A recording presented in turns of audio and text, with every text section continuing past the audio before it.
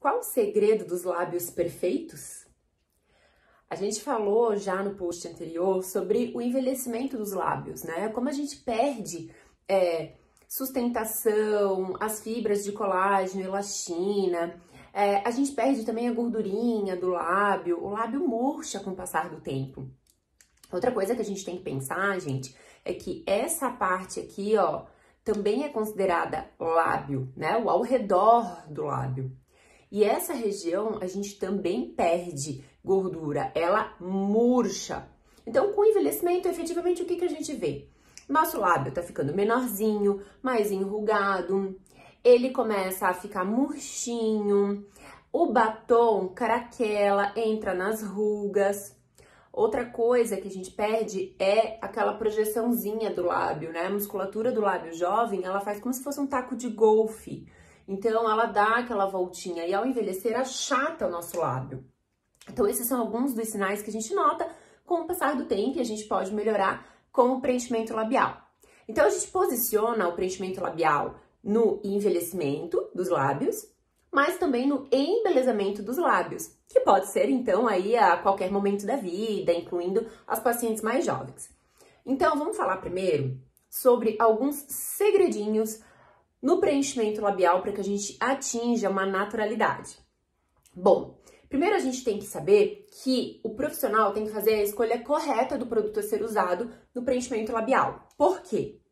A gente tem vários tipos de ácido hialurônico, alguns mais densos, mais firmes, que dão uma maior projeção, outros intermediários, outros mais levinhos.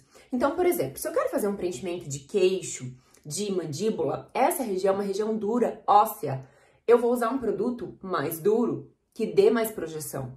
Esse mesmo produto no lábio, ele vai deixar um lábio muito artificial, sem movimento, né, muito esticado. Então, primeiro ponto, escolha correta do produto. Segundo ponto, quantidade, obviamente. Nem todo mundo nasceu para ter um bocão enorme, carnudo, né? A gente sabe que um lábio mais carnudo, ele é mais sensual. Mas nem todo mundo nasceu para ter um grande lábio bem carnudo. Por quê? Tudo depende do nosso ponto de partida. Então, se o lábio da paciente é muito fininho, muito pequenininho, distender esse tecido a ponto de ele ficar uma boca mais carnudona, inevitavelmente vai ficar um pouco artificial. Então, a gente tem uma limitação da estrutura também facial do paciente. Combina aquele bocão? Como que é o narizinho, como que é o olho, sobrancelha, como é que é o queixo, mandíbula, a região, né, óssea, a estrutura óssea da paciente, cabe nela um bocão? Mais um ponto, então, aí a ser pensado. E, claro, a técnica. A forma com que a gente aplica o produto, a profundidade dele, características realmente ali da técnica de preencher, vão dar resultados diferentes. Então, eu tenho que saber o que aquele meu paciente precisa para eu escolher o produto, a quantidade e o jeito de fazer para atingir o que ele quer.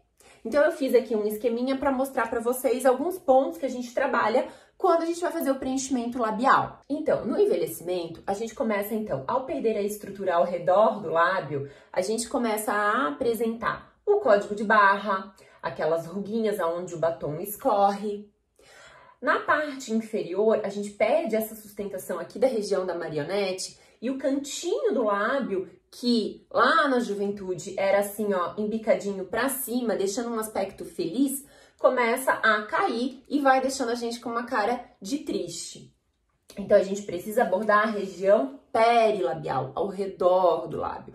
Se a gente vier e preencher direto o lábio sem tratar o ao redor, vai ficar aquele lábio destoando, né, da periferia e às vezes um lábio muito projetado porque aqui tá muito murcho, muito deprimido e o lábio tá pra frente. Fica estranho também, fica artificial também. Então, aí é um ponto que a gente tem que pensar. Falando do lábio em si, o que a gente pode buscar no preenchimento do lábio? A gente pode buscar um ganho de volume do lábio, né? E esse volume, ele pode ser aí no recheio, pode ser na altura. A gente pode ter um ganho de contorno, ou seja, deixar o lábio mais marcadinho nessa transição.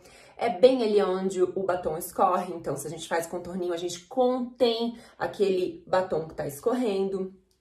A gente pode, no contorno, também marcar um pouquinho mais aqui o arquinho do cupido, né? Às vezes a pessoa tem essa região retinha e ela não gosta, ela gostaria de ter um pouquinho mais com o biquinho, a gente também pode trabalhar nesse sentido. A gente pode trazer projeção, como eu falei no envelhecimento, o nosso lábio achata, e ele tem que ter essa curvinha. Então, dar uma projetada, lógico, tudo isso que eu tô falando é de forma comedida, a gente não vai deixar aquele bicão pra frente, mas uma leve projetadinha. A gente também pode trabalhar na eversão, então aquele lábio que é muito pra dentro, a gente consegue abrir ele, tá? Que é o que a gente chama de eversão do lábio. Então a gente tem todas essas formas de abordar o lábio. E para cada um desses itens, eu tenho que aplicar o produto numa profundidade diferente, de um jeito diferente. Então, eu tenho que saber o que eu tô fazendo e qual é o objetivo que eu vou ter, né? Qual vai ser o ganho que eu vou ter com aquilo, entendeu? Então, tem toda uma complexidade ao abordar o lábio. E, por fim, eu queria falar que acredito que agora deu pra entender por quê. Que alguns lábios ficam super naturais e você nem sequer desconfia que tem procedimento, outros ficam muito exagerados, porque tudo depende disso aqui. E outra coisa, gente, também importante de vocês saberem é que a gente não vai conseguir botar no seu rosto o lábio da fulana de tal, famosa, porque tudo depende do nosso ponto de partida e também de toda a estrutura do seu rosto, né? Como um todo. A tendência sempre vai ser mais de individualizar os tratamentos e não tentar criar padrões, né? A gente quer quebrar essa história aí dos padrões. Outra coisa também, com o uso aí cada vez maior dos filtros, os lábios, na maior parte dos filtros que a gente tem aqui no Insta, os lábios aumentam, né? E aí você tá aumentando ele em 2D, você não tá vendo esse lábio como um todo, né? Rodando aí 360 graus. Então você tem que pensar que se a gente tentar aumentar muito o seu lábio, que é um lábio fininho, para aquele lábio grosso que você vê ali no filtro, de frente às vezes tá legal, mas quando vira no perfil, aí ele tá muito projetado. Então, quando a gente faz preenchimento, e isso não é só para os lábios, mas para o rosto todo. A gente conversa com o paciente, a gente faz o paciente sorrir, abre e fecha a boca, fala, para a gente ver essa movimentação também aí, para não acabar influenciando. Isso é um assunto que eu vou falar outro dia, para não ficar muito longo, sobre a influência também na fonação e na parte funcional dos lábios, tá bom? Alguma dúvida, gente? O tema de lábio normalmente tem bastante dúvida. Pode mandar aí para mim nos comentários, que sempre é um prazer responder vocês, tá bom? Beijão, gente. Até a próxima.